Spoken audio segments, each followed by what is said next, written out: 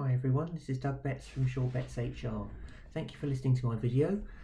This is my first of many articles and videos I'm hoping to post aimed specifically about the IT industry and how can it adapt in a rapidly changing world. The subject of today's video is all about finding the right talent and retaining it in a very competitive industry. So I get it, having worked in the IT industry, I understand that it often has very difficult to fill roles like software developers who know and understand a particular coding. So how often do hiring managers leap on people who have the skill set but aren't necessarily the right fit for your business and what you stand for as a company? Or you invest time and money in a new hire who then leaves quite early on, and from my experience that can sometimes happen quite a lot. Whilst there's some occasions where you might not be able to do anything about it, in a post-COVID world you have the opportunity to rethink about how you recruit and induct your people, which I think can increase your chances of retaining them. So here are a few simple do's and don'ts. Let's start with the don'ts. I think the first don't now is insist that they're geographically located near to your office. Consider if there's any reason why you can't look in a wider area for the skill set you need, and if the role can't be done from home. You could also consider hiring talent from abroad, providing you comply with the local tax laws. Don't be rigid in your working patterns.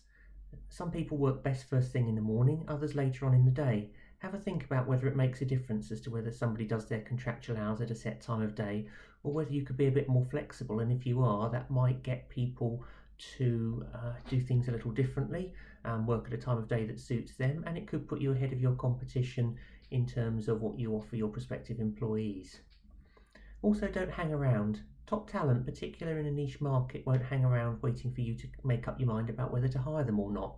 In my role, I help companies come up with a good recruitment campaign, timescales, and agree on what they're looking for up front, so you've got something to benchmark your candidates against, and you won't waste lots of time trying to work out whether they're the right person for you. Hopefully it's something you'll know quite early on. And the final don't is don't try and sell them an experience that you can't match once they start their employment with you. That's one of the main reasons people move on quickly from a role.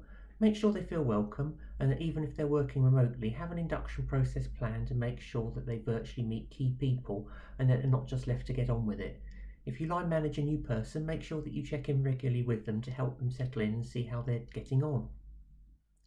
So here's a couple of do's for you. Think about the right sort of person you want working for you, not just their work experience, and see how you might be able to test this at interview. Also be careful of unconscious bias, which means recruiting in your own image. What can happen if you surround yourself with clones of yourself and they like you and stay there? You might get great turnover figures in the fact that it will be low, but are you really getting the fresh talent that you need? The best leaders are comfortable with being challenged with different ideas and thoughts and adapting accordingly.